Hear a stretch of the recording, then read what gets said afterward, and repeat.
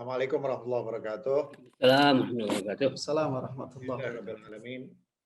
Wassalatu wassalamu ala asyrafil anbiya'i wal mursalin wa ala alihi wa sahbihi mayamin. Allahumma salli ala Muhammad wa ali Muhammad. Saya sudah bilang ke panitia bahwa keberadaan saya di sini itu sebagai untuk memeriahkan suasana saja. Saya sangat menikmati membaca bukunya Kiai Husain dan sangat menikmati pemaparan Kiai Husain. Kiai Husain ini, Masya Allah, mendalam ilmunya, bacaannya banyak dari teks-teks aslinya, ditambah lagi Kiai Husain ini juga sastrawan yang kapan saja saya bertemu dan mendengarkan ceramahnya, selalu dihiasi dengan syair-syair yang sangat indah, syair-syair yang sangat menarik, alhamdulillah. Jadi saya sangat menikmati. Saya hanya ingin menambahkan sedikit saja, dan ini mungkin masih akan bermanfaat untuk memberikan konteks terhadap pembicaraan kita selama 3 kali pertemuan nanti ya. Kenapa kok para sufi, termasuk para filosof ini, khususnya para sufi, tapi termasuk para filosof, memiliki gagasan tentang pluralisme ini ya. Tapi sebelum itu saya ingin mengatakan begini, orang itu suka mendefinisikan pluralisme atau mengidentikan pluralisme itu dengan gagasan bahwa semua agama sama ya, semua agama sama, semua agama sama-sama benar atau sama-sama sempurna ya. Nah, harusnya menurut saya kita perlu membedakan 2 klaim kalau kita bicara pluralisme itu. Klaim yang pertama adalah yang disebut sebagai truth claim. Klaim akan kebenaran, klaim akan kemutlakan, klaim akan kesempurnaan. Ya, itu namanya truth claim. Nanti saya jelaskan lebih jauh. Yang kedua ada yang disebut sebagai salvation claim. Klaim keselamatan.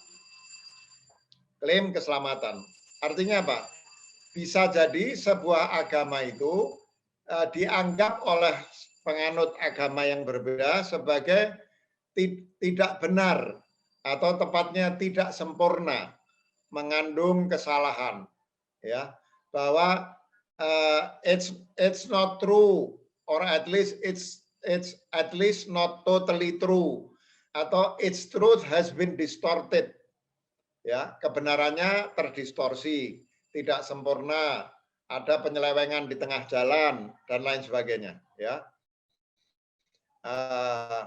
Jadi in terms of truth claim bisa jadi dia tidak totally true, tapi hanya sebagian benar ya.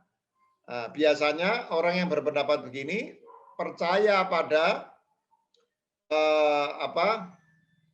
percaya pada wahdatul adyan ya, persatuan agama, tapi seperti yang sering dikatakan existential unity of religion atau kadang disebut transcendent unity of religion.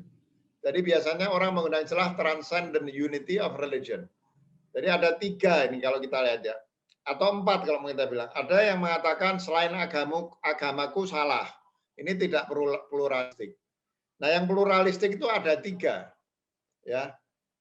Semua agama sama benar, beda syariahnya. Tapi semua sama benar, hanya beda syariahnya. Ya. Ad-dinu wahid, tapi syariah banyak. Semuanya benar. Ya. Nah, yang ketiga itu adalah orang yang mengatakan bahwa agama-agama itu sumbernya dari Tuhan yang sama, karena itu secara potensial sama benda, penafsiran-penafsiran di dalam lingkungan agama itu yang menyebabkan agama itu akhirnya mengandung kesalahan. Kalau mau disebut yang lain lagi, ada agama yang dianggap universal, sementara agama lain bukan agama universal. Misalnya orang-orang yang percaya, kita sebagai orang Muslim percaya akan keberakhiran kenabian pada Nabi Muhammad. Antara lain karena apa? karena agamanya Nabi Muhammad ini dianggap lebih universal. Orang seperti sosiolog agama seperti Ali Syariati misalnya mengatakan Tuhannya Nabi Musa itu adalah Tuhan yang menekankan pada aspek jalaliyah, lebih menekankan pada aspek jalaliyah, Yahweh itu. Sementara Tuhannya Nabi Isa itu menekankan pada aspek jamaliyah, kasih. Dan itu menurut orang seperti Syariati dan yang lain, itu juga melihat jenis masyarakatnya. Masyarakat Yahudi membutuhkan konsep ketuhanan yang lebih tegas. Sementara masyarakat yang menjadi sasaran dakwah Nabi Isa membutuhkan nabi yang lebih menekankan pada gagasan tentang kasih. Sementara agama Islam seperti kita ketahui dalam tasawuf itu mengandung dua itu, mengandung Tuhan sebagai bersifat jalal dan jamal. Saya ingin mengatakan bahwa pada akhirnya semua agama samawi, meskipun ini istilah agama samawi ini juga sangat problematis menurut saya. Agama samawi, agama ardi. Maksudnya apa? Bolehlah kalau diartikan yang satu punya kitab, yang lain tidak punya kitab misalnya, ya. Tapi kalau disebut samawi ardi seolah-olah yang satu dari langit, yang satu agama buatan manusia. Padahal menurut saya tidak begitu, ya. Wong jumlah nabi itu kata hadis ada 124.000 kok. Jadi banyak kemungkinan bahwa agama-agama yang disebut ardi itu asalnya juga dari Allah lewat Rasul, Nabi yang jumlahnya 124.000 kita nggak tahu ya. Nah tapi bahwa sesungguhnya bahkan dalam agama Yahudi itu dikenal dua konsep ketuhanan itu. Dua konsep ketuhanan kalau dalam Tao yin yang. Dalam agama Yahudi juga, tapi penekanannya Tuhannya lebih dominan gagasan tentang sifat-sifat jalaliyahnya. Kalau dalam agama Nasrani itu lebih dominan kasihnya, ya, lebih dominan kasih. Sehingga ketika didakwahkan itu dakwah masing-masing itu membawa dominasi Tuhan dalam sifat tremendum, sementara dalam agama Nasrani itu Tuhan dalam sifat fasinosum, ya, jamal. Dalam Islam itu juga sama. Mungkin seperti dalam Islam, dalam Nasrani itu sifat Tuhan yang bersifat jamaliyah lebih dominan dari jalaliyah seperti dikatakan inna rahmati wasi'at kulla syai'. Kemudian di dalam hadis dikatakan sabaqat rahmati ghadabi dan lain sebagainya, bahwa sifat utamanya Allah SWT itu Ar-Rahman, Ar-Rahim. Rahmah itu sifat utamanya, bahwa Allah itu diatributi oleh Allah sendiri sebagai sifat utamanya Rahman dan Rahim dan lain sebagainya. Tapi dalam sejarah juga begitu. Kalau di dalam sejarah Yahudi misalnya, itu banyak penekanan pada, saya mau nyebutnya, konflik dan penggunaan kekerasan. Tapi saya bicaranya legitimate ya, bukan tidak legitimate. Jadi misalnya Tuhan digambarkan menenggelamkan Firaun. Nabi Musa itu seperti kita ketahui adalah nabi yang menunjukkan gagasan tentang seseorang yang keras, tegas ketika membunuh orang Mesir, ya. Kemudian ada banyak hal lah dari situ. Nah, secara Islam itu mengandung kedua-duanya. Ya, ada yang mengatakan begitu. Mengandung, jadi dakwah Rasulullah itu mengandung baik penerapan sifat jamalnya Allah SWT maupun penerapan sifat jalalnya misalnya ya. Nah ini ada yang berpendapat begitu. Ini saya hanya mengungkapkan macam-macam cara orang melihatnya ya, melihat hal-hal seperti ini. Nah tapi kembali kepada apa yang ingin saya sampaikan, ketika orang mengatakan misalnya, ketika orang membaca judul bukunya Kiai Husain Muhammad, pluralisme ini maksudnya apa? Apakah pluralisme ini semua agama sama? Saya kira kalau kita baca di dalam bukunya Kiai Husain, tidak ada, paling tidak yang saya ingat, saya pernah membaca dulu dan tadi saya baca lagi yang bagian Al-Hallaj, Al-Ghazali dan Ibn Arabi, itu tidak ada ungkapan bahwa semua agama sama. Ya, nanti saya akan tunjukkan misalnya di dalam syair yang dibacakan oleh Kiai Husain Muhammad tadi, di dalam Dakhairul A'laq misalnya, Ibn Arabi itu menjelaskan apa yang dimaksud dengan agama cinta untuk untuk memberikan pendasaran bagi apa yang saya sampaikan. Jadi ada keyakinan bahwa ada truth claim, ada salvation claim. Yang pasti di dalam tasawuf itu meskipun nanti kita akan lihat orang seperti Imam Ghazali di minggu depan yang mengatakan bahwa di dalam Faisalut Tafriqah yang menjadi dasar tulisannya Kiai Husain Muhammad, Imam Ghazali mengatakan bahwa orang-orang Muslim yang ada di Turki dan di Persia, orang-orang non-Muslim ya, Nasoro yang ada di Turki dan Persia itu, mereka boleh jadi akan selamat karena alasan-alasan tertentu ya yang akan dikatakan.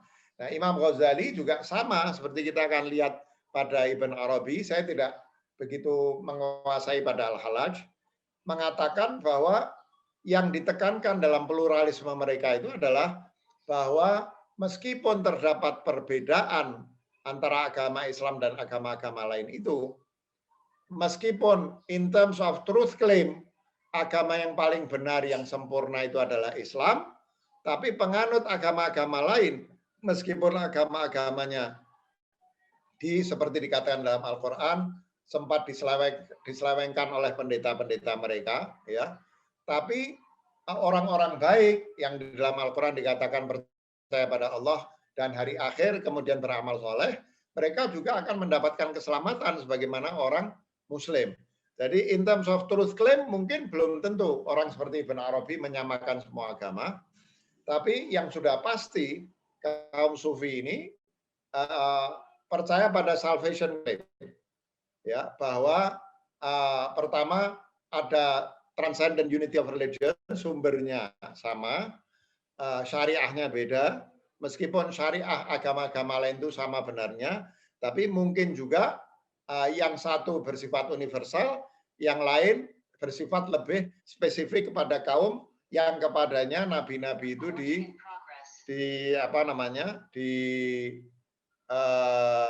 utus kepada mereka.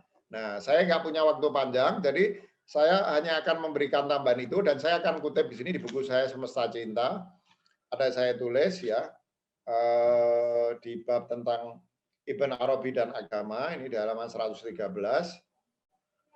Sebagai penutup untuk menggambarkan itu bahwa sebetulnya kita perlu memahami arti pluralisme itu karena di sosial media di mana-mana Kiai Husain juga menyebut fatwanya MUI ya, itu mereka menganggap bahwa kalau kita bicara pluralisme itu hanya ada satu jenis pluralisme, yaitu menyamakan semua agama. Padahal pada kenyataannya tidak, dan ini sebagai penutup ya, tadi kan Kiai Husain mengutip syair itu ya, saya bacakan terjemahannya aja. Hatiku telah mampu menerima aneka bentuk ya atau forma. Ia merupakan padang rumputnya menjangan, biaranya para rahib, rumahnya berhala, Ka'bah tempat orang bertawaf, sabaknya Taurat, dan mushafnya Al-Quran. Agamaku adalah agama cinta yang kuikuti kemanapun langkahnya. Ya, kemanapun kafilah cinta pergi, disitulah agama dan keimananku. Itu yang dikutip Kiai Husain dan memang itu ada di Tarjumanul Aswaq. Tapi di dalam Dhakhairuul A'laq ya disebutkan bahwa ini saya kutipkan aja supaya tepat. Ibn Arabi mengatakan bahwa yang dimaksud dengan agama cinta ialah agama Muhammad, dinu Muhammad, ya, dinu Muhammad. Nah, tapi terus bagaimana? Menariknya Ibn Arabi mengatakan bagaimana hubungan dalam hal kebenaran antara, jadi Ibn Arabi ini pendapatnya dua, agama-agama lain itu benar, tetapi agama Islam mencakup semuanya, ya. Namun dalam hal keselamatan jelas bahwa penganut agama lain yang baik-baik di antara mereka yang mukhlis itu juga selamat. Orang Muslim kalau tidak mukhlis ya bisa tidak selamat. Nah itu Ibn Arabi memberi contoh begini. Agama Nabi Muhammad itu, agama yang dibawa Nabi Muhammad itu seperti matahari. Ya. Nah, bintang-bintang termasuk bulan itu ketika di siang hari itu sinar bulan dan sinar bintang itu tidak hilang, tetap ada. Tapi kenapa bulan dan bintang tidak kelihatan? Karena cahayanya terserap di dalam cahaya matahari yang jauh lebih terang. Nah, cahaya matahari itu adalah dinnya Nabi Muhammad, kata Ibn Arabi. Jadi ketika Islam datang, itu bukan sinar bulan dan sinar bintang itu otomatis istilahnya dimansuh, hilang. Tapi dia terserap ke dalam sinar matahari yang merupakan tamsil dari agama Islam itu. Jadi agama-agama itu tidak mansuh, mungkin saya keliru tadi menggunakan istilah, tidak mansuh, tapi sudah digantikan oleh sebuah agama yang mencakup itu dan lebih dari itu.